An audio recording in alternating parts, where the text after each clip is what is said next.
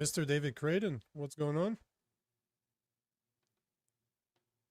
Well, I've been so absorbed in my ostrich story and the ramifications of Charlie Kirk because I work for Human Events, where Charlie Kirk was a contributing editor, which I thought I should have been on your show last week to talk about this because I was probably closer to Kirk than anybody on that show because I work for the same media outlet and I know the same people.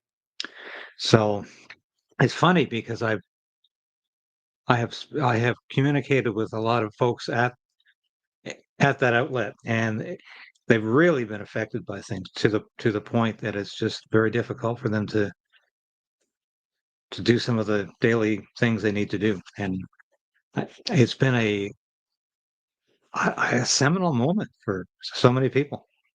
I didn't. I was shocked, of course, when it happened, but I don't think I anticipated the consequences and the fact that we're still in this maze of reporting right now about how it happened. It's more confusing than the JFK assassination. So, but It's pretty surprising that it hasn't stopped. Huh? It has overtaken the media for the past week now. well, It seems it like has, everything and else is removed from the media now. because we've got two huge events going on here.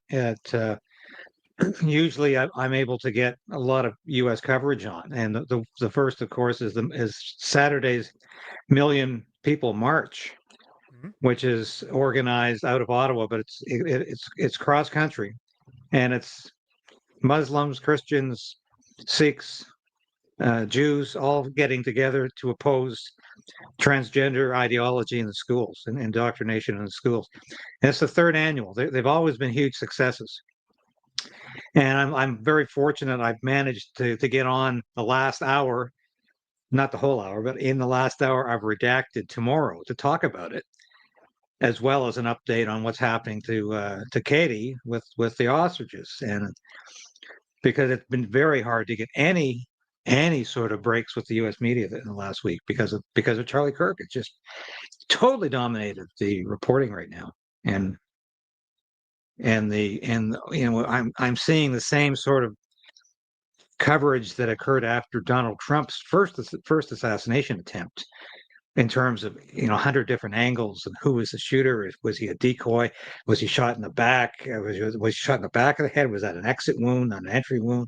And we're going in. Was Mossad involved? And it's getting larger every day. And I was watching Redacted tonight, and it just never seems to get any simpler. So I'm very fortunate. I've been able to get the coverage I have over on some of these issues in the last week, and Katie Passadney from the Universal Ostrich Farms was actually on Redacted last week to talk about everything from a firsthand perspective. So I was very happy to see that.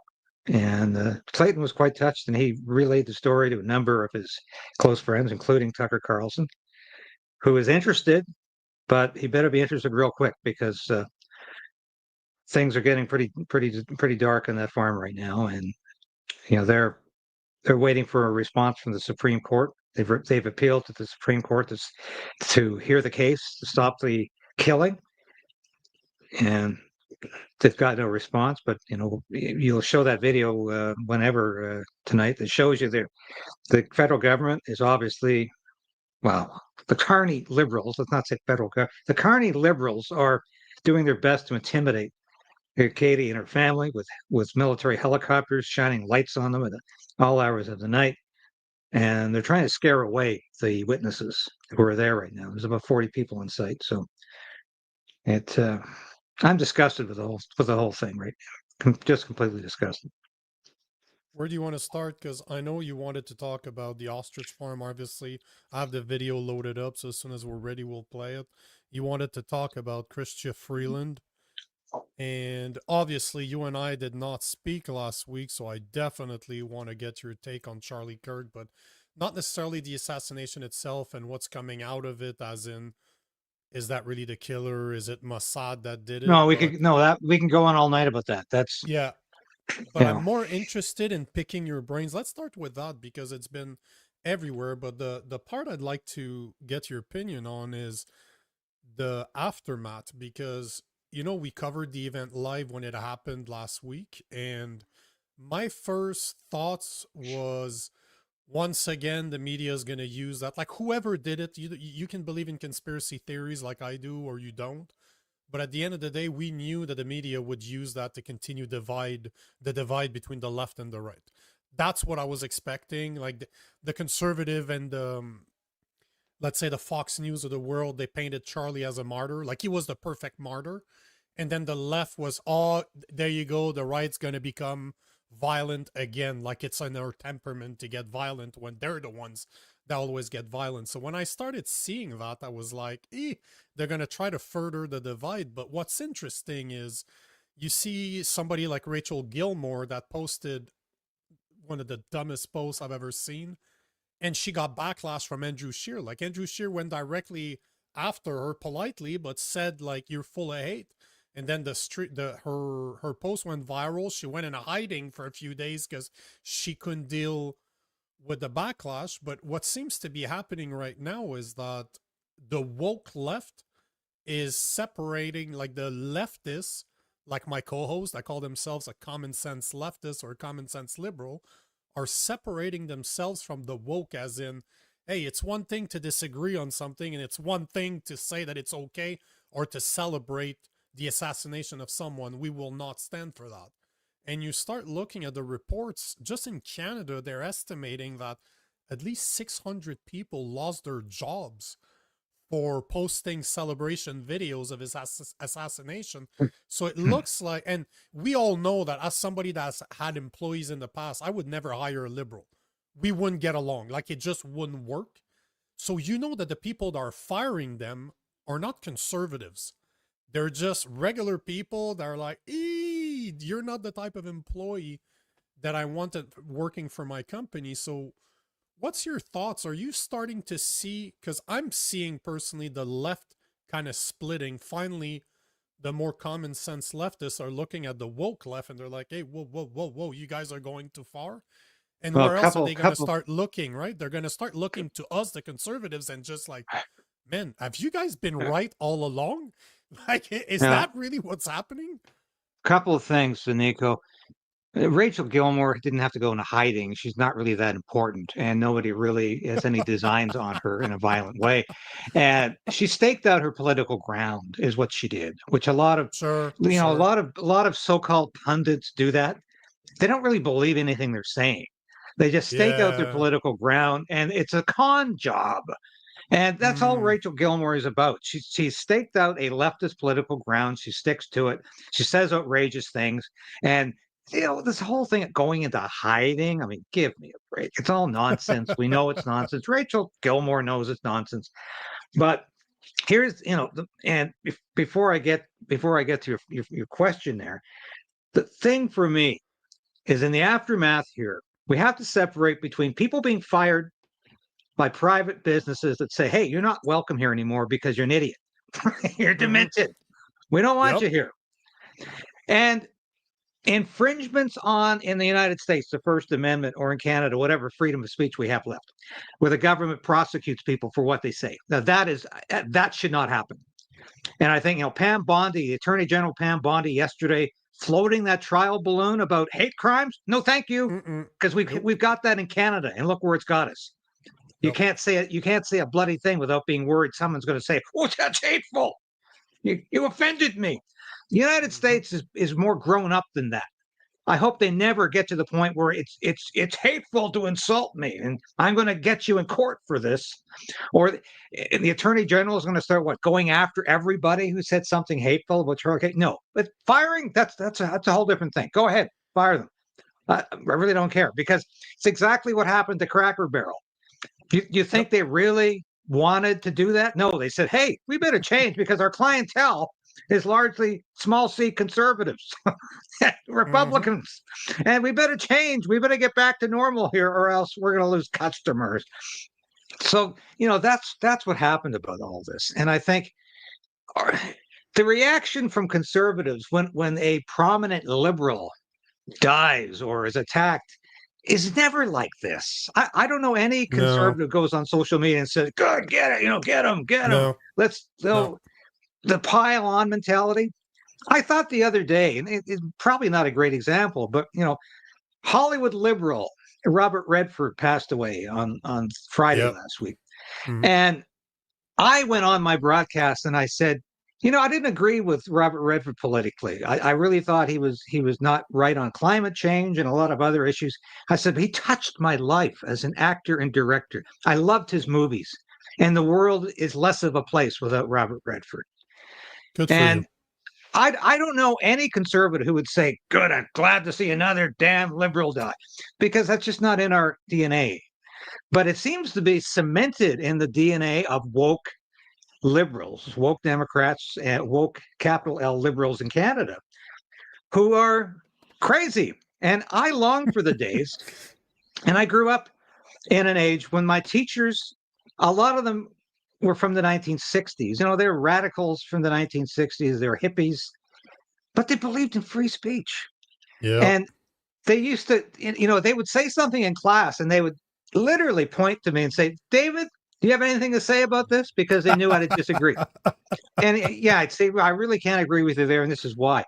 But they respected free speech, and they allowed me to talk about a different version of the facts. And if I presented that, say, in an essay, they wouldn't say, "We're gonna give you an F because it's not what we believe in." No, I Yeah. still got an A on an essay the teacher didn't agree with because he believed in free speech and freedom of expression.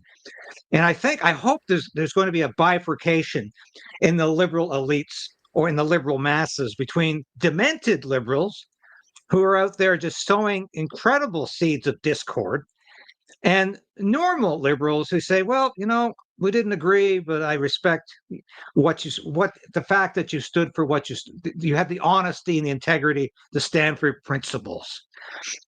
And I hope we see more as we see more of that, because I don't think if this was a plot, if this was a plan to turn the conservative movement or libertarians or conservatives into angry animals, it's not going to work. It's not going to work because the response has been quite the opposite.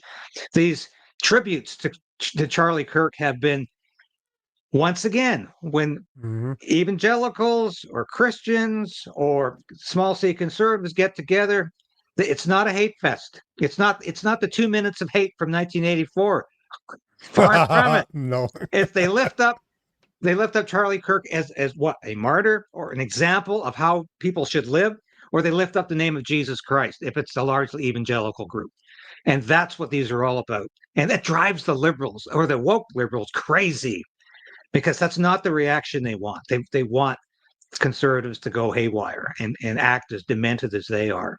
So the consequences have been fabulous. Even if you don't talk about the 101 different variations and versions and theories we have right now on how Charlie Kirk was actually shot or why, the consequences are a whole different matter, and I think they've been largely positive.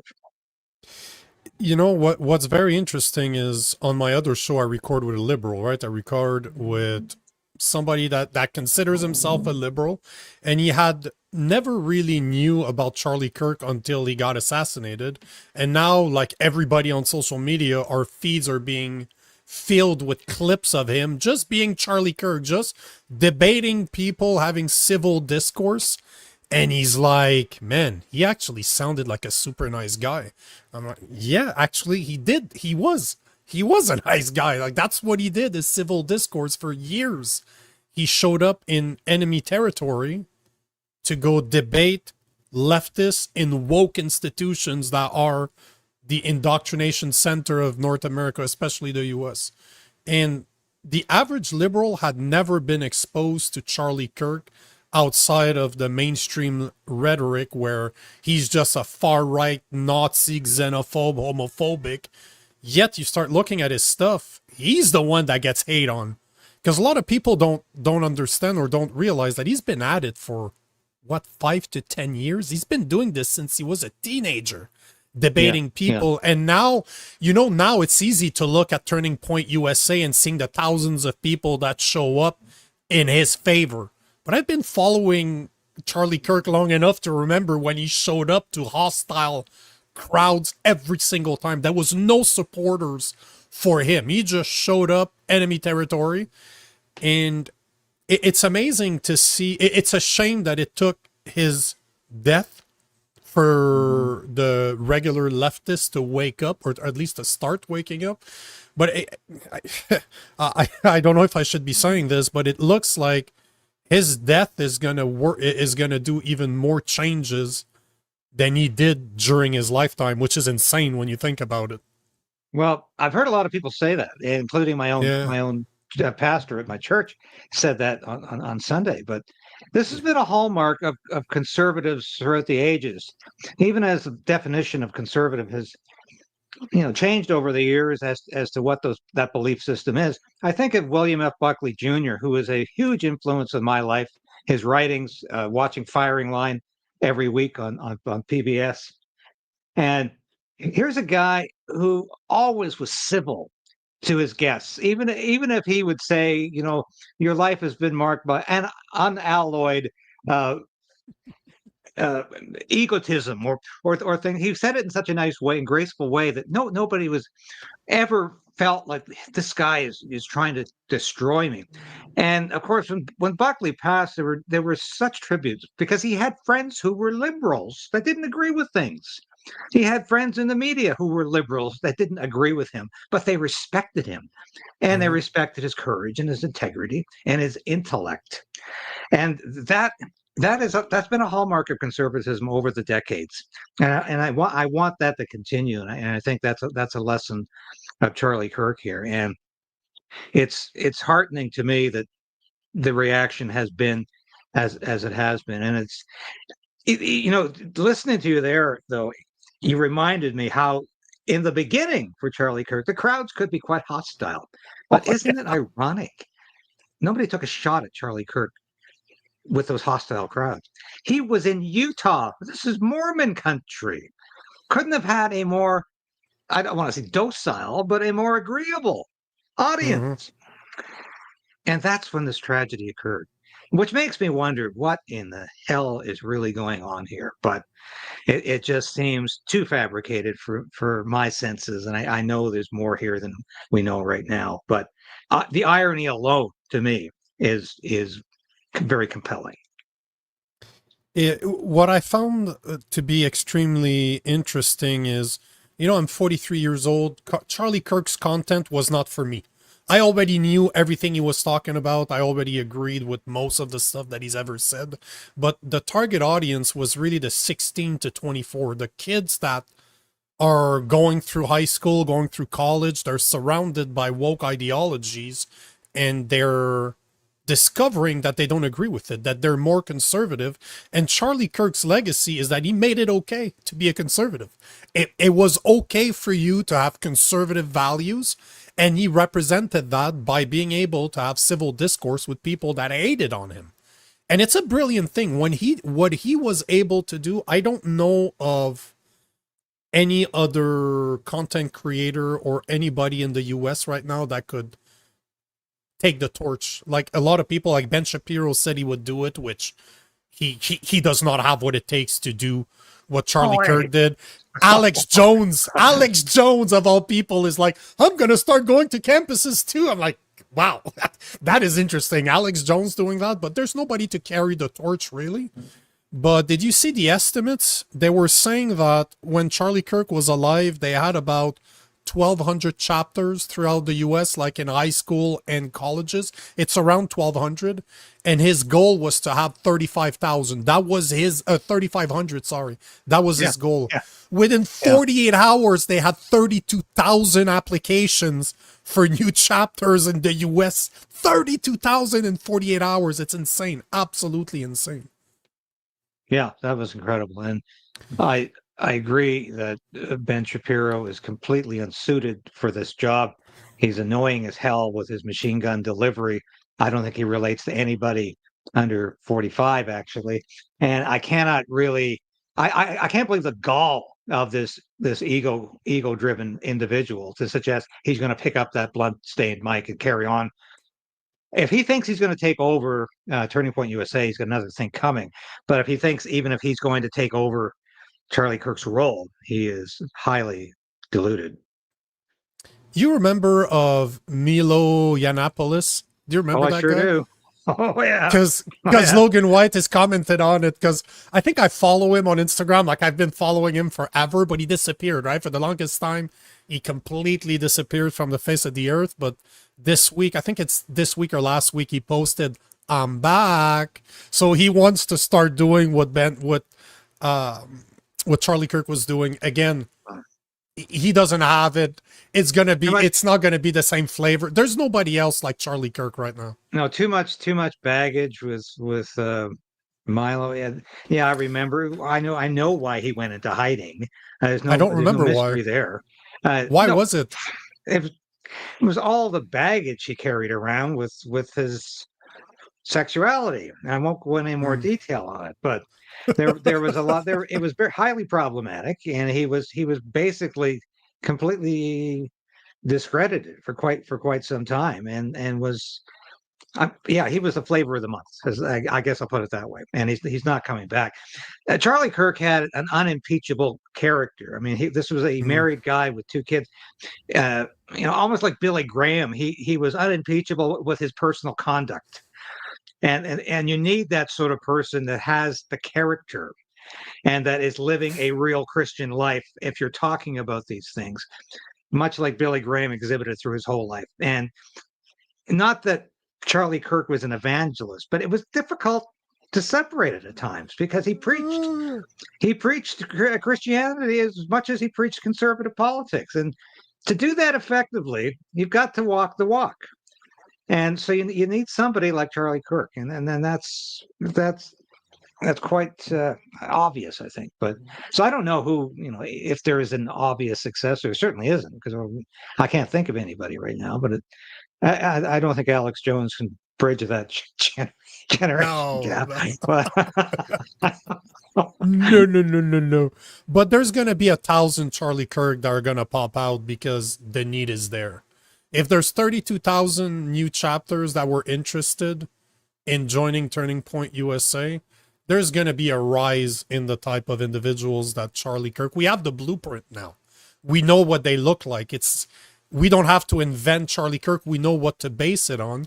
But what's very, very cool about Charlie Kirk, if you look at him or you look at what he did, he was a bridge. He was not a pastor. He wasn't there to preach. But he was able to relate his values and connect them to Christian values. He was able to show people that the reason he taught the way he did is because of his Christian values, of his Christian beliefs. Because if you look at what he talked about, he was always saying that first and foremost, he's a Christian. He's a father and a husband after, and then whatever we know him for, came after him being, but first and foremost, was being a Christian. And that's what was brilliant about him. He was not a preacher, but he was a bridge. He could show you what it was to live a Christian life, to be able to do the civil debates that he did. And if you wanted to know why he did it, he would point to you to Christianity. That is why I do what I do, because that's what I believe in. It's brilliant. What he did was absolutely brilliant. And I'd be curious to see how many people have explored Christian values because of the way Charlie Kirk was. Just the way that he presented stuff and never really preached. It was brilliant. He knew what he was doing. He was not a stupid man, that's for sure. No. And I think his legacy will be very secure. Agreed. You touched on something else before we go to the subjects you wanted to talk about, because obviously Pam Bundy did put her foot in her mouth yesterday, saying that she wanted to go after hate speech after what happened to Charlie Kirk. It's not okay to disrespect him or to hate on what he did. And it's funny because I was watching a video earlier. It's from Fox News, but they were able to find an old tweet from Charlie Kirk himself saying that there's no such thing as hate speech. No such thing as hate speech. And then they started playing videos when he actually breaks it down to say, it does not exist. First and foremost, free speech. First and foremost, whatever. There's no gray area in free speech. It's an absolute. You either have it or you don't. Yeah, that's right. The First Amendment in the United States exists to protect hate speech, and that's clear. That's what it's all about. We've had hate speech laws in this country since John Turner was Justice Minister under Pierre Trudeau. That's when those laws entered the criminal code. I was shocked to discover that when I was doing an article one time on hate speech and why it's so corrosive, why it's so toxic, and it just keeps on spreading to the point where we are scared as hell in this country of offending anybody because we might be facing a hate speech charge. And the cops are just so willing to slap this on anybody that they see in their way, and it's nothing but a gross violation of freedom of speech and basic human rights. And I want to see. I want to see some politician in this country stand up and say, "I'm going to scrap the hate speech laws." Anybody got the balls in this country to do that? Well, I can think of one premier who Oh possibly has yeah. the courage, and that might be Premier Daniel Smith. Nobody else in this country would even mention it because, oh, that's off limits. We can't say that. And I'm sick of a country where we can't talk about things in the public forum. Mhm. I can't talk about abortion. Can't talk about LGBTQ over promotion. We can't talk about hate speech. Can't talk about those things. That's off limits. That's when a country is going down the tube. And that's what's happening in Canada. We are going down an authoritarian tube, have quite some time. And when I look at question period, Nico, which I follow every day because I have to, not only for my own broadcast, but for the media outlets I work for, I'm just disgusted. I can't stand much more of it. Like it's No. just a gross a charade. Mhm. It is a horrible bit of theatrics. Yep. Right? I don't know who's serious anymore about anything except getting their mug on the evening news. And that's all it really has to do with anything anymore. It turned into wrestling. It's like the WWE. You all know it's a show, you all know it's fake, but yet somehow we're watching it. Unfortunately. But what do you think of did you hear about the new bill that the liberals are talking about dropping this week to protect religious environment, like to protect religious worship, to protect religious places, and even public places? Like they want to drop a bill. It hasn't been dropped yet. It hasn't been tabled. They're talking about it. Mainstream media is reporting on it. It's been hinted at it. It is about hate versus religion, like against religious groups. And it's supposed to be tabled this week. I'm very curious to see it because I'm going to do a deep dive with the guys from the Justice Center for Constitutional Freedom. I will read the whole bill and look into it myself and do a deep dive with probably John Carpe. And have you heard of it? Have you heard of the bill? Yeah, and definitely John Carpe will be on this. I'm very worried and nervous about any liberal bill that purports to protect religion.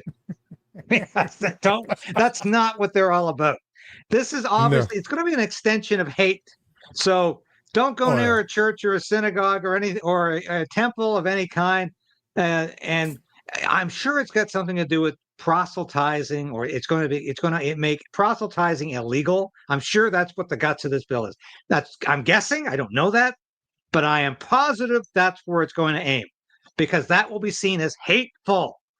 And it's going what the liberals want to do is put a sock in everybody's mouth so nobody talks to anybody else. And they want to isolate people in their communities, and they want to play the identity politics card as much as they can. Mark Carney's as bad at that, or as good at that, as adept at that. It's just he's true good. evidence. Yeah. But you haven't heard anything behind the scene. You don't have any privy knowledge that I don't have. No, like I say, my gut reaction is it's going to be aimed at proselytizing, in other words, conversion, because they don't want people to talk about their faith with anybody else. I think that's what it's going to be aimed at. I'm very curious. I'm very, very curious to see what they're going to do. But soon enough, it was supposed to be dropped yesterday. It wasn't tabled, so hopefully it is tabled this week, because I'm for Fraser to talk about it and for mainstream media to already talk about it, yet we haven't seen the bill. This is not good news. if mainstream media is talking about something that hasn't been announced, at least I didn't hear about it, it's scary. It worries me. Those things definitely worry me.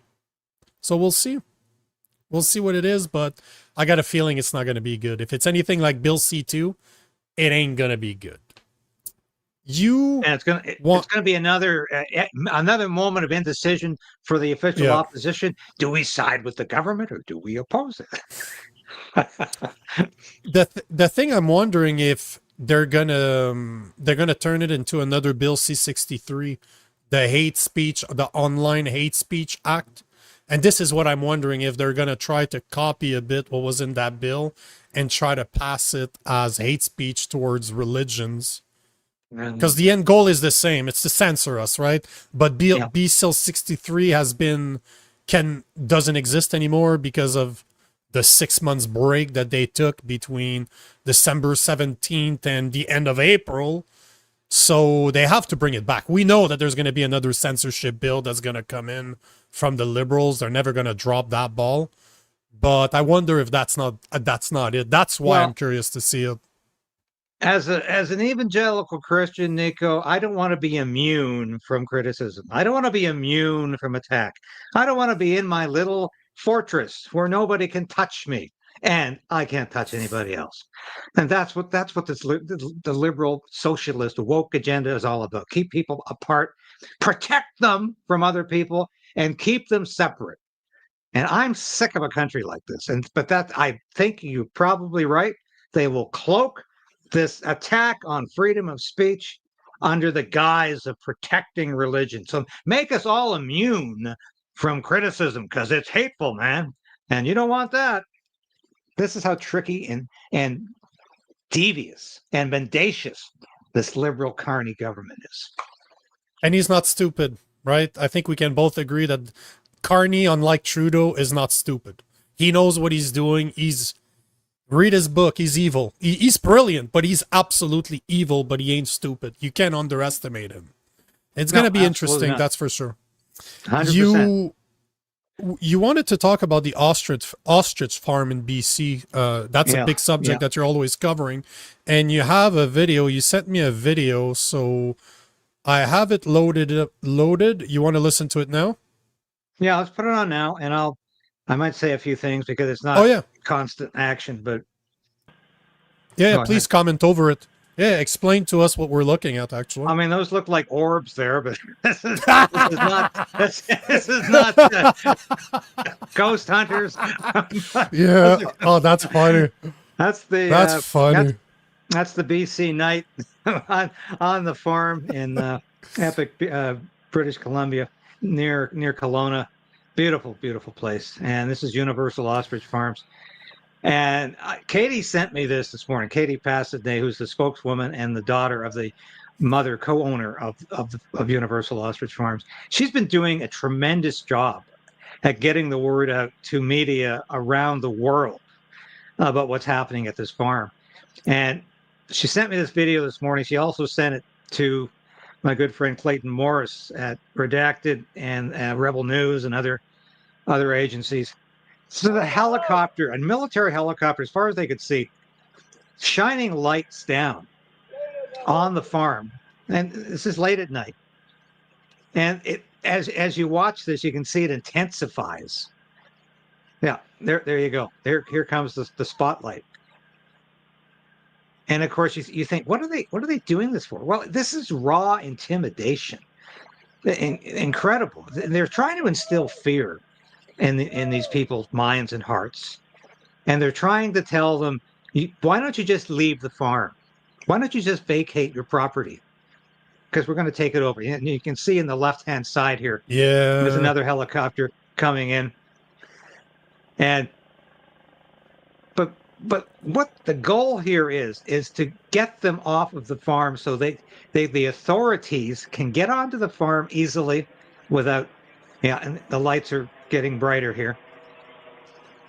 Jesus, Jesus.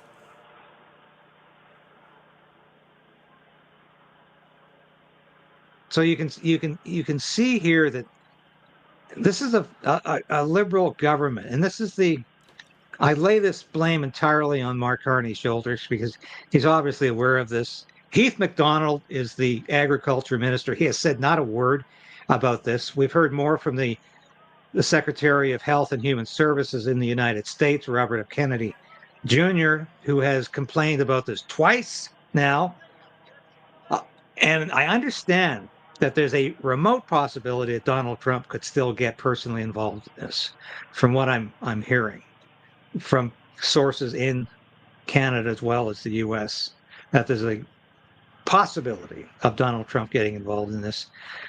And like I said, Clayton Morris relayed this whole story after he had Katie on the show last week to his very close friend Tucker Carlson, and he said Tucker was very interested in it. And of course, there's just so much competing news going on right now with the aftermath of the assassination of Charlie Kirk. It's very hard to get people not to focus on anything else and to focus on this.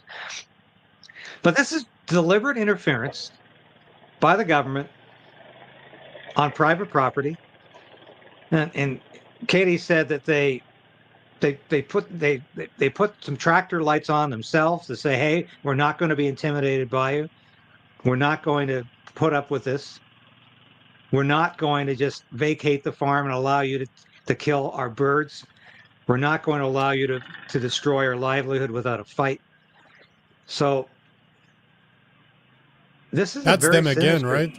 Yeah, this is a very sinister government, and to do this to people, totally unprovoked, by the way. There has been no backlash from the farm in terms of any sort of public activity beyond that in the courts.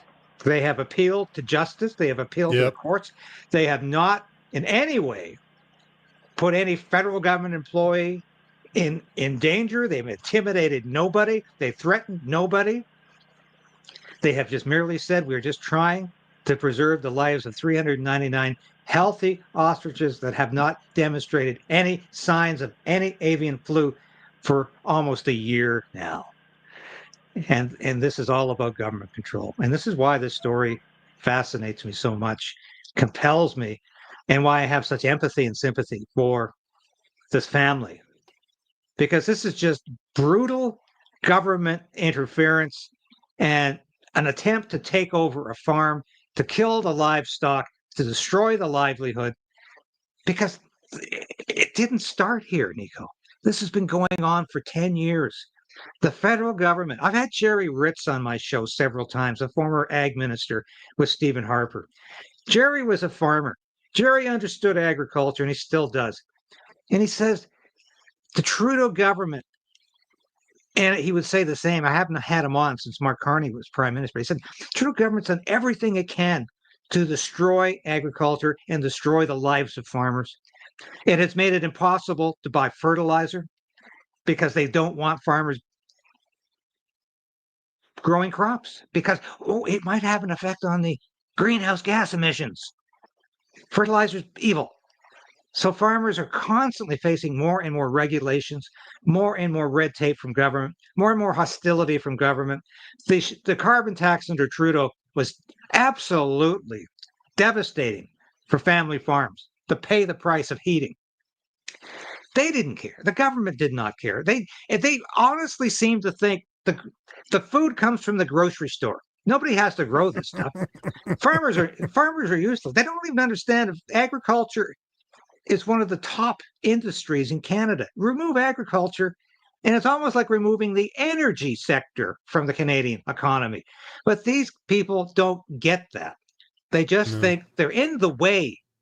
And where have we heard that one before? Well, I think you have to go back to Stalinist Russia, where the farmers were in the way of Soviet progress. They were in the way of where the communist vision was. So they killed them and they got rid of them. And they collectivized their farms. And what happened?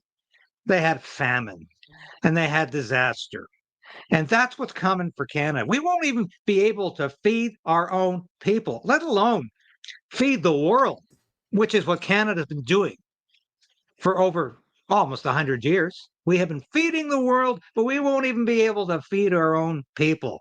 if this government continues to harass, intimidate, persecute, and prosecute farmers who are, as far as I'm concerned, essential, not just to the economy, but to living, to breathing, to staying alive in this country. And we've got a government that's so stupid they can't even see the common sense in that. One of the things that the average individual doesn't understand too is that if you're in an urban center, your grocery store is 24 to 48 hours away from having nothing on the shelves. That's how often food is brought in. Products are brought in every 24 to 48 hours maximum. There's food brought in. So you literally 2 days, there's no more food on your shelves. 2 days. But the average Canadian doesn't understand that. Can I answer this question from Sheridan Forbes? Yeah, why don't they move? 100%. That's why I put it there. Yeah, why don't they move the birds instead of dealing with the government? Sheridan, they'd be prosecuted for doing that. They cannot move the birds. They can't even test the birds. I mean, let this sink in, because it's hard to believe. If they test one ostrich for any signs of avian flu, they will be sentenced or charged with a potential sentence of 6 months in jail, $20,000 fine. Each bird. So they can't even prove that these birds are healthy, and the government won't test them either. They don't want them to move them. They don't want them to test them. They want to kill them. Because do you know how many chickens they've killed in BC? Millions. Possibly up to 80 million chickens have been killed in BC on suspicion that there might be some avian flu present. Does this have anything to do with the globalist agenda of having us eat insects? They want to, and what's next after chickens? They'll be going after cows because, hey, you know, it's those greenhouse gas emissions, because the cows are really bad for the greenhouse gas, and they'll go after the cows next. And a country that once had a land of plenty will have a land of nothing but insects left, and will be. But of course, people like Mark Carney will always be eating filet mignon and prime rib, because they will be able to live in a different world than the rest of us. Common folk will be forced to inhabit. The whole thing smells of WEF. The whole thing, to know that those birds have survived avian flu, to have, because Japanese labs were able to test them and confirm that it looked good, right? There was some tests done out of Japan on those ostriches, or at least on the DNA, if I'm not mistaken, right? Yeah, there was. Yeah, and they were able to determine that, yes, there was the presence of some virus. They haven't even determined absolutely that it was avian flu. But Katie, as Katie says every time she appears in my show or any show, the birds developed herd immunity, as they always have. But that's the crux of the matter. The government doesn't want you to think such a process exists for humans as it does for ostriches, because they want you to take the vaccine. Don't worry about herd immunity. And I was just corrected. It was 8 million chickens were killed in BC in the last year, not 80 million. So thank you for that note. But I've got to tell you this briefly, because I had Naomi Wolf, Dr. Naomi Wolf, on my show yesterday. Nice. Huge respect for this woman. I've had her on about 3 or 4 times on my show over the last couple of years. She's just come out with a book called The Pfizer Papers. It documents how Pfizer knew the COVID vaccine was neither safe nor effective. They knew it. Completely documented this in this book, because she's got 3,500 healthcare and scientific experts working on this file. She's absolutely proven that Pfizer knew that the vaccine would not work against COVID, and the vaccine was going to have adverse effects on people. How adverse? Well, that's still being debated, but it's quite possible Pfizer knew exactly how adverse those reactions could be in some people. And I have to be careful what I say on YouTube. I had to move to Rumble to do the whole conversation, because I'm still worried about what I say on YouTube. But this is evidence that why is this happening to these chickens? Why is this happening to these ostriches? It's all part and part. It's all connected. It's all to do with this globalist design to sell vaccinations to the point where we can't even see if natural immunity works anymore because big pharma rules the day. And after millions of people have died, will anybody actually be held accountable? That's the question we can't answer because all of these people are protected after making trillions, hundreds of billions of trillions of dollars off of this pandemic. And it's nauseating. But that's what's happening at the Universal Ostrich Farms. This is all interrelated. You know, as soon as you have a product that is the vaccine that is protected by government funds, like in Canada, it's VISP, they have the equivalent in the US, they cannot be held accountable for the side effect of their product. What a great business plan. And if they are held responsible, the government will pay the tab. Taxpayers' money is being used to pay people that suffered from an injection that a lot of people were coerced into taking. And you look at the estimates in Canada, you're looking at all the numbers that I'm seeing are between 80 to 91% of Canadians have at least one shot. 80 to 91%. That is insane. That is a massive amount of people. So let's say that it's 80%. Let's take the lower number. That's a lot of people that are going to need help one day. Yeah. But talk about a great business model to be able to have a product that you don't care about the side effects because you're not responsible for it. It's insane. It's absolutely insane, but we're okay with this as Canadians. And you're right. They're doing everything that they can in order to make us forget that herd immunity, natural herd immunity, is actually possible. That if you have a good immune system and the virus enters your body by the place, let's say it's a respiratory illness, if it goes through your mouth or your nose, your body will detect it and it will fight it because that is what it was meant to do.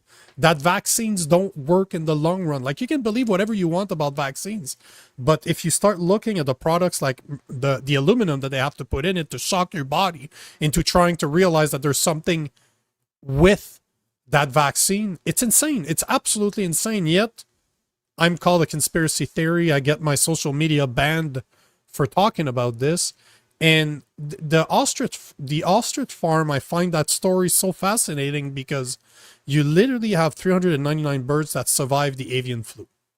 You have the possibility of showing a way to build natural immunity in ostriches.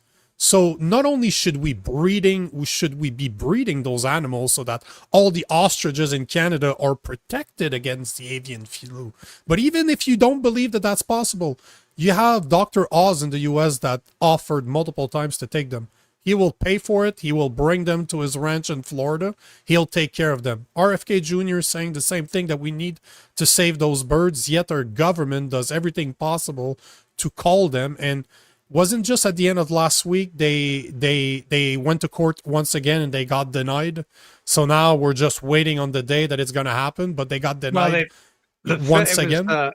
It was last Friday, the Federal Court of Appeal announced they would not advance the case. So the farm has gone to the Supreme Court with an appeal there. That's their last chance, barring what should have happened months ago, a political intervention from the Minister of Agriculture or the Prime Minister. And I'm hoping that might happen because of a phone call from Washington, because they often has remarkable tendencies to move Mark Carney in the right direction. Get a phone call from Donald Trump, Mark Carney's up and listening. So that is a possible hope. I don't want to put out false hope, because there could be a tragedy in the making here, and it's going to break my heart as much as it's going to break the heart of those people on Universal Ostrich Farms. And I just feel so badly for them. They, as Katie told me the other day, it's terrible living in fear of thinking someone's going to come on your farm and steal your livestock. And it's not just livestock; these are like pets to them, because they breed these ostriches for use in science. And when I say science, I don't mean they do horrible experiments on them, but they test them for immunity. That's what they're for. And the government won't let them do that. That's what these ostriches are for, to aid in medical science and to aid so we know more about human immunity. Clear as glass to anybody but the Canadian Food Inspection Agency. And often that's just the process is the punishment. Even if they were to be found by the Supreme Court to say, you know what, you can keep the birds, or we're going to send them to Florida. The process has been going on for what, almost a year now? The punishment is in the process. They've weaponized our justice system to punish dissidents. While even if at the end you're like, oh, you know what, it's okay, you didn't do anything wrong. Yeah, but you've treated me like a criminal for the past year, 2 years, and 3 years. I had to live in fear every single day, and now you're just washing your hands like nothing happens. Nothing happened. That's the problem. Because no matter what happened to those birds, the process was the punishment. Well, it's funny. Or shall I say, it's appropriate you should say that, Nico, because I sat in a courtroom last week where Chris Barber was there remotely, but it was a sentencing hearing for his truck.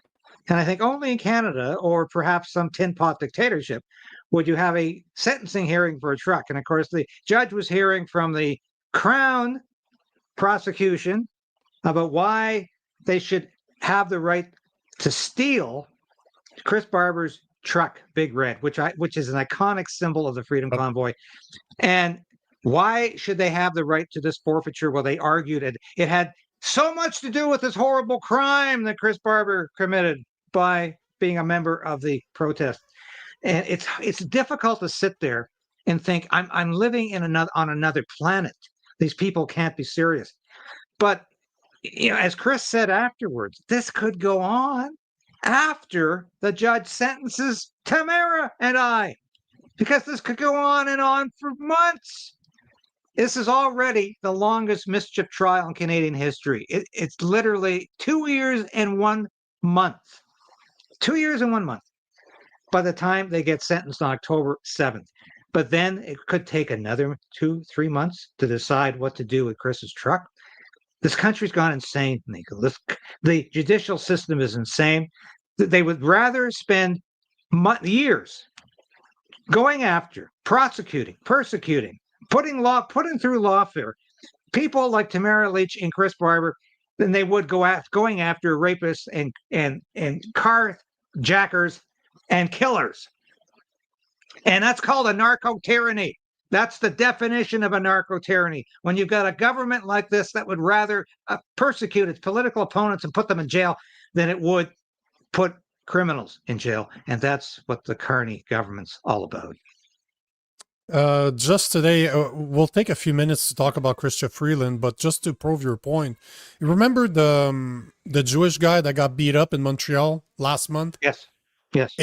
His judgment came out today. Nothing. He's not going to be criminally prosecuted because he had a mental illness episode. So he's under watch, I think, for 30 days in a mental institution.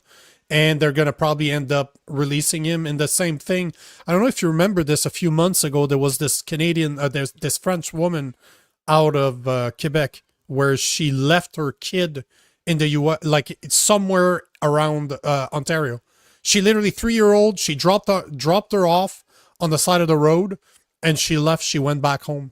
They took 3 days to find her. Her, again, 2 days ago, was found non-criminally responsible because she had an episode. This is what we're doing. So you got a mother that abandoned her 3-year-old. Luckily, she survived, but she's traumatized, obviously. And then you have a guy that beats up somebody on camera. You have the proof. You literally have the recording. But he wasn't responsible. Then you have Chris Barber and Tamara Leach that held a freedom rally that organized Canada, and they're looking at 7 and 8 years in prison. You have pedophiles that are guys that are trying to sleep with a 15-year-old, but it turns out it was a police officer undercover. Oh, you know what? It's okay. We're not going to give you any criminal sentencing because we wouldn't want that to impact your citizenship application. Or you have justice that are telling us that, oh, you only had a modest amount of child pornography, so we're gonna let you go. But they're bringing down the hammer on Chris Barber. It's insane. We live in we are seeing the process. You know, in 1984, you start the story, you're already in the dystopian government, like the dystopian life. You don't know. I've always wondered since I read that book every couple of years, and I'm always, hey, how did they get there? I know exactly how they got there because we're going through it right now. We're living it. You bet. Yeah. So what do you want to say about Chrystia Freeland outside of, did you want to celebrate her accomplishments? Is that what you wanted to do? Well, I joked today. It's the Freeland Follies. Oh, and she's been working for Ukraine for the last 10 years. I mean, that's exactly where she should be going because she's not been working for Canada. She's been working for Ukraine. And there's, she's been caught at Ukrainian rallies where they've got these pro-Nazi Waffen-SS units in Ukraine. And her grandfather was a propagandist for the Nazis in Poland.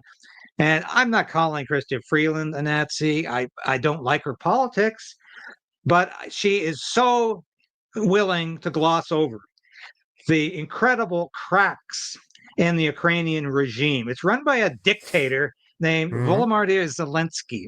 It's one of the most corrupt regime in all of Europe, not just Eastern Europe, all of Europe.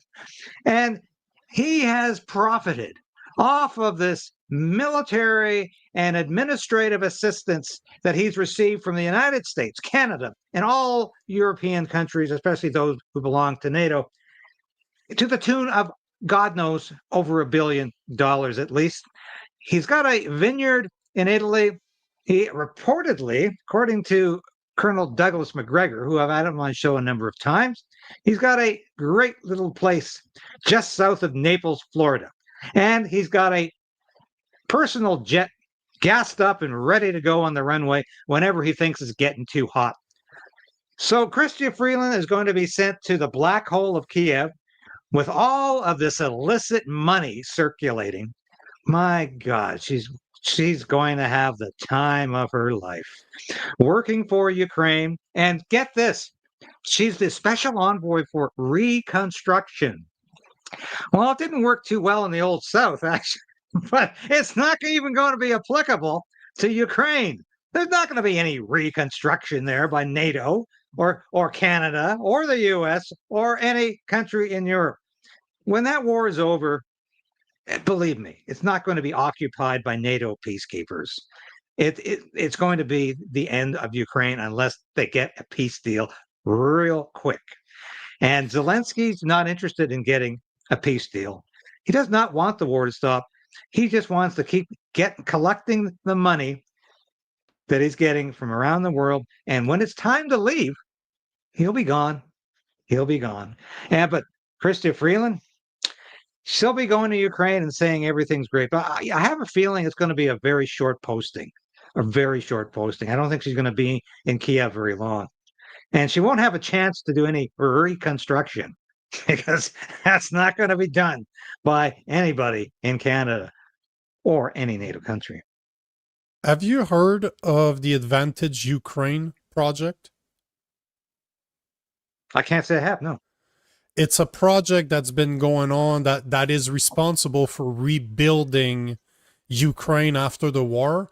And surprise, surprise, Brookfield has been in talks with them for months. I have a post right now of Advantage Ukraine from 1 year ago saying that they were meeting with Brookfield in order to discuss the reconstruction of Ukraine, because a lot of people don't know, but Brookfield has massive investments in an IT park in Ukraine, and this is the next project. So to me, when I heard about Chrystia Freeland leaving, she's hiding from the fact that she approved that loan for that $1 billion transaction for BC Ferries for China, and now Mark Scarney is giving her a special envoy role to represent Brookfield's interest in Ukraine. I guarantee you this. I have no proof of what I'm saying outside of I'm connecting the dot because they are in talks with the Advantage Ukraine project.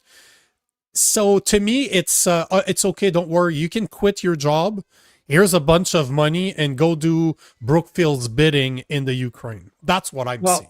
When Mark Carney revealed he had 103, well, actually, it wasn't Mark Carney. When it was revealed that Mark Carney had 103 conflicts of interest, did anything change, Nico? Nope. Did he say, you're right, I better do something about this right away because people might think I'm compromised? He did absolutely nothing.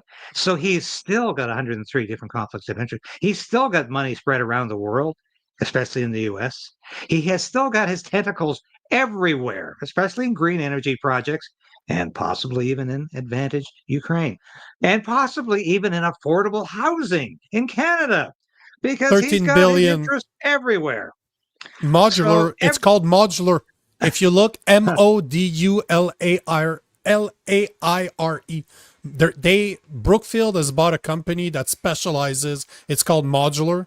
It specializes in modular homes, but that's just a coincidence. It has nothing to do with the $13 billion that they just announced to build. What was it? 4,000 new units. They end up costing like $3.25 million. But don't worry about that. This is all a coincidence. I'm just a conspiracy theorist that's connecting the dots here. Conspiracy theorist, yes. Well, today's conspiracy theorist is tomorrow's political fact. So, you know the difference between a conspiracy theory and the truth? About 6 months. About 6 months. Yeah. This is the most corrupt regime we've ever had in Canada. It's beyond imagination. He's still riding at what, 58% approval rating? I can't fathom how stupid Canadians are. They just think, go ahead, take us to the cleaners. And that's exactly what Mark Carney is doing. That's his design. That's his intention. I would love to sit across the table from Mark Carney, totally incognito. So, of course, he has no idea who I am or what I do. Sip a martini with him and say, Mark, you're really putting one over on Canadians, aren't you? And to hear him say, you betcha, you betcha. Yeah, yeah. Because that's the real Mark Carney. That's the real Mark Carney. David, once again, thank you for your time. We've been going for an hour and 2 minutes, so we're bang on. I appreciate your time. Great video for the ostrich farm, by the way. I'm going to share that, I think, tomorrow on my social because I haven't seen that anywhere else. But thanks for your thoughts. Thanks for all the comments, all the people that have been commenting the whole time. We appreciate every single one of you, and we'll see you next week at 6:30 Eastern time. Okay, thanks again, Nico. David. Always a hell of a time talking to you. Always a pleasure, brother. Bye-bye.